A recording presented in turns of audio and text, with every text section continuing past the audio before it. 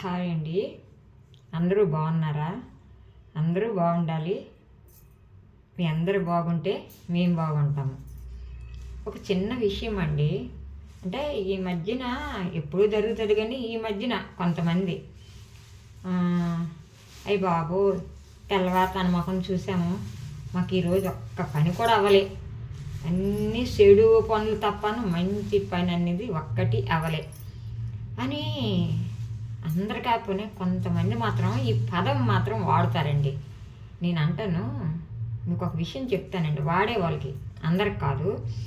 నేను వాళ్ళ ముఖం చూశాను, ఈ రోజంతా నాకు నాశనం అయిపోయింది, నాకు ఇది అయిపోయింది, నాకు అది అయిపోయింది అనుకోకుండా తెల్లవారు లెగ్గాన మీరు లైట్ వేసుకొని మీ రెండు చేతులు ఇలాగా కళ్ళిప్పి చూసుకొని దేవుడికి మనసులోన మంచం మీద పడుకుంటారా కిందన పడుకుంటారా మీ ఇష్టం, ఇలా చేతులు పెట్టుకొని చూసుకొని చేతుల్ని ఆ తర్వాత దేవుడికి ఇలా పెట్టుకొని ఎలాగ మనం వచ్చేదేటి కిచెన్లోకి వస్తాం, వంటగది కిచెన్ అంతా ఒకటే తావు ఉంటాయి కదా.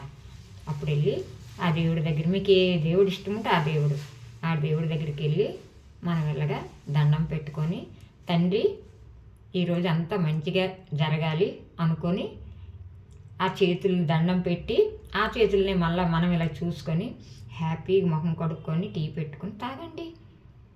అప్పుడు ఎవరికి తిట్టవలసిన పని లేదు కదా.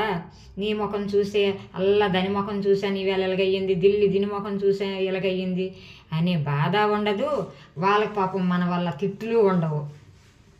అంతే కదా. నేను అన్ని తప్ప చెప్పండి, రాంగా రైటా మీరే చెప్పండి.